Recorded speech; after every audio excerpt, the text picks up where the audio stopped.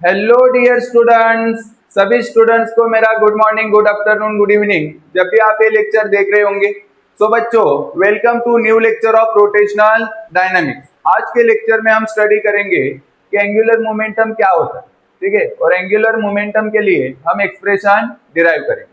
तो चलो स्टार्ट करते हैं। सपोज जिसके बारे में आप सोच रहे हो, जिसके बारे में आप अभी सोच रहे हो, वो आपकी गुस्सेली औरत। तो गुस्सेली औरत का सुंदर सा स्केच में यहाँ पे बना रहा हो, बन गया, ठीक है। यहाँ पे सुंदर सुंदर सा स्केच बन चुका है। अरे ये क्या बन गया, ठीक है। तो यहाँ पे ये आपकी कौन है? गुस्सेली औरत। ये कौन है? गुस्सेली औरत। गुस्सेली औरत का मास है यम, और गुस्सेली औरत गुस्सा करके भाग रही है, ठीक है। गुस्सा करके गुस्सेली औरत इधर भाग रही है विथ वेलोसिटी v। तो गुस्सेली औरत का मोशन मेजर करने के लिए, गुस्सेली औरत का मोशन मेजर करने के लिए यहाँ पे हम क्या यूज करते हैं? Linear momentum. तो लीनियर मोमेंटम क्या होता था? Linear momentum is the product of mass and velocity. ये पता है आपको कि linear momentum is the vector quantity. Linear momentum vector quantity है, और इसका यूज हम किसके लिए करते हैं? किसी का मोशन मेजर करने। अब लीनियर मोमेंटम का वैल्यू जितना ज्यादा आएगा, उतना ज्यादा फोर्स लगाना पड़ेगा उसको रोकने के लिए। अगर लीनियर मोमेंटम का वैल्यू कम है तो कम फोर्स लगाओगे तो वो रुक जाएगा, ठीक है। सो ये आपकी गुस्सेली औरत का कौन सा है? कौन सा मोमेंटम है? Linear moment. अगर गुस्सेली औरत गुस्से से ऐसे घूमने लग जाए, ठीक है, ऐसे घूमने लग जाए, ऐसे गुस्से में ऐसे घूमेगी तो नहीं, लेकिन सपोज एज्यूम करो, एज्यूम करने को क्या जाता है, आपने तो बहुत कुछ यहाँ पे एज्यूम किया है, ठीक है। तो सपोज गुस्सेली औरत क्या करने लगे? इस एक्सिस ऑफ रोटेशन के अबाउट रोटेट करने लग जाए। क्या करने लग जाए? रोटेट करने लग जाए। तो यहाँ पे हम यूज करेंगे इसका मोशन मेजर करने के लिए हम क्या यूज करेंगे? Angular momentum. And angular momentum को हम रिप्रेजेंट करते हैं यल से। मास का इक्विवेलेंट कौन होता है? Moment of inertia. v का इक्विवेलेंट कौन होता है? Omega. So this is angular momentum. Angular momentum क्या आने वाला है? आई ओमेगा। क्या आने वाला है? आई ओमेगा। तो यहाँ पे देखो एंगुलर मोमेंटम, एंगुलर मोमेंटम को हम रिप्रेजेंट करते हैं यल से। L for angular momentum. Angular momentum is represented by L. Angular momentum को हम रिप्रेजेंट करते हैं यल। चलो इसका फॉर्मूला क्या आने वाला है?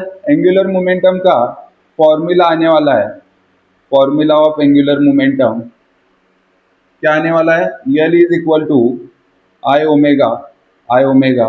और इसी को अगर आप वेक्टर फॉर्म में लिखोगे तो क्या आएगा? L is equal to I omega.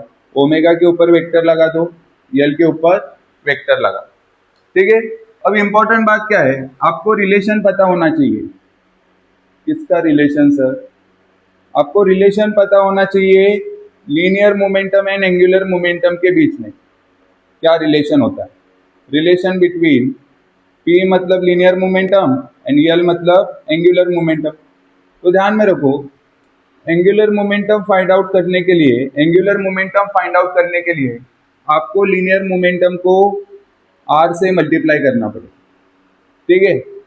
Linear momentum को r से मल्टीप्लाई करने के बाद, लीनियर मोमेंटम को r से मल्टीप्लाई करने के बाद आपको क्या मिलेगा? Angular momentum. क्या मिलेगा? एंगुलर मोमेंटम, ठीक है। सर r क्या होता है? r is the perpendicular distance from the axis of rotation. r क्या होता है? एक्सिस ऑफ रोटेशन से डिस्टेंस होता है, ठीक है। क्लियर हो रहा है सबको? तो अगर मैं इस फॉर्म को, मुझे इसको वेक्टर फॉर्म में लिखना है, मुझे इसको किस में लिखना है? वेक्टर फॉर्म में। तो वेक्टर फॉर्म क्या आता है? ये भी इंपॉर्टेंट है, यहाँ से एंट्रेंस में क्वेश्चन आते हैं, इसका वेक्टर फॉर्म करेक्टली क्या रहेगा। So vector form, vector form, चलो देखते हैं वेक्टर फॉर्म क्या आएगा। यल के ऊपर वेक्टर लगा दो। अब आर वेक्टर पहले आएगा, R bar cross P bar, R bar cross P bar, R bar cross P bar, ठीक है। क्लियर हो रहा है सबको? L bar is equal to R bar cross P bar. ठीक है, चलो आ जाओ। अब हमें ये वाला जो एक्सप्रेशन है इसको डिराइव भी करना है। तो ये एक्सप्रेशन डिराइव करने के लिए हमने यहाँ पे एक ऑब्जेक्ट लिया, suppose an object of mass m, object of mass m contain, object of mass m contain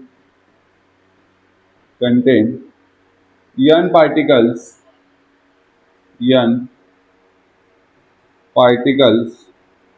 of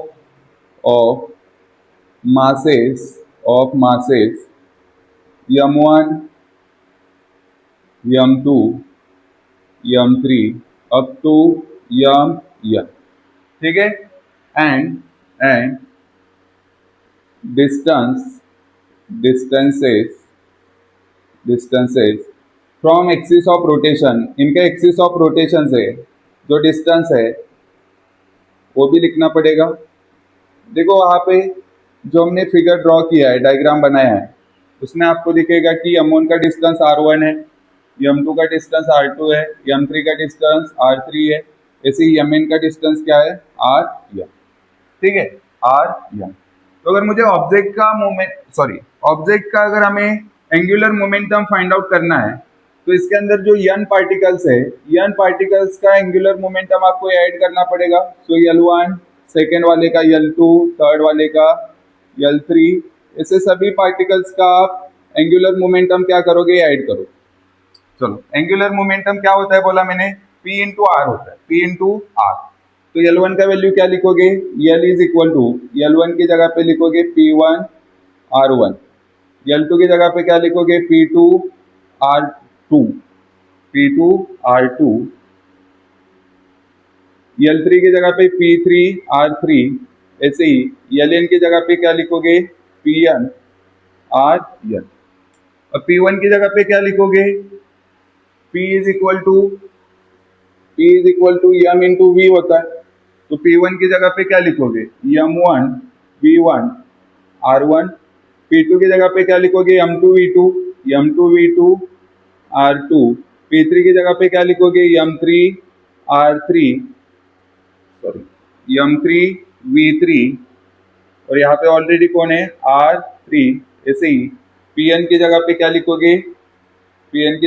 लिखोगे, mn Vn इंटू R, ठीक है। अब सबको पता है कि सभी पार्टिकल का यहाँ पे आपको स्पीड डिफरेंट दिखाई देगा, वेलोसिटी डिफरेंट दिखाई देगा। फर्स्ट वाले का v1, सेकेंड वाले का v2, थर्ड वाले का v3, लेकिन सभी का एंगुलर स्पीड क्या होता है, सेम होता है। मुझे यहाँ से एक बात बताओ, v1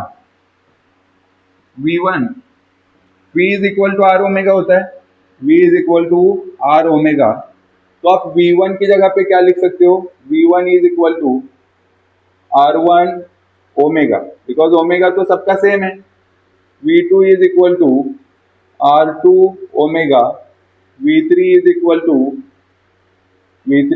to r3 omega. Similarly vn is equal to rn omega. ये वैल्यूज यहाँ पे सब्स्टिट्यूट करो। तो देखो L is equal to m1, v1 की जगह पे क्या लिखोगे, r1 ओमेगा। तो यहाँ पे ऑलरेडी एक क्या है, r1 है, तो r1 का स्क्वायर हो जाएगा, r1 square omega. Similarly m2, v2 की जगह पे जब आप r2 ओमेगा लिखोगे तो r2 इंटू r2 स्क्वायर हो जाएगा into omega. m3 r3 square हो जाएगा इंटू ओमेगा। ऐसे ही mn rn स्क्वायर ओमेगा, क्या कॉमन निकल रहा है, ओमेगा। m1 r1 स्क्वायर बचेगा, m2 r2 स्क्वायर बचेगा, m3 r3 स्क्वायर बचेगा, mn rn स्क्वायर बचेगा। जो ब्रैकेट में लिखा है ये क्या है, ऑब्जेक्ट का मोमेंट ऑफ इनर्शिया। सभी पार्टिकल्स का मोमेंट ऑफ इनर्शिया आपने ऐड किया तो आपको क्या मिलेगा, ऑब्जेक्ट का मोमेंट ऑफ इनर्शिया। मतलब यहाँ पे आप क्या लिख सकते हो, I। So L is equal to I omega. तो हमें ऑलरेडी पता था कि L is equal to I omega आएगा। हमें ऑलरेडी पता था कि L is equal to I omega आएगा। ये वाला एक्सप्रेशन हमने डिराइव कर लिया। एक बात ध्यान में रखो जी, जब भी आप एंगुलर मोमेंटम किसी के मुंह से सुनोगे तो सबसे पहले आपको याद आना चाहिए कि एंगुलर मोमेंटम एक फिजिकल क्वांटिटी है जो मेजर करता है कि कोई ऑब्जेक्ट कितना ज्यादा रोटेशनल मोशन परफॉर्म कर रहा है। जितना ज्यादा रोटेशनल मोशन परफॉर्म करेगा, जितना ज्यादा मोशन होगा, उतना ज्यादा वहां पे टॉर्क लगाना पड़ेगा उसको रोकने के लिए, उतना ज्यादा टॉर्क लगाना पड़ेगा उसको रोकने के लिए।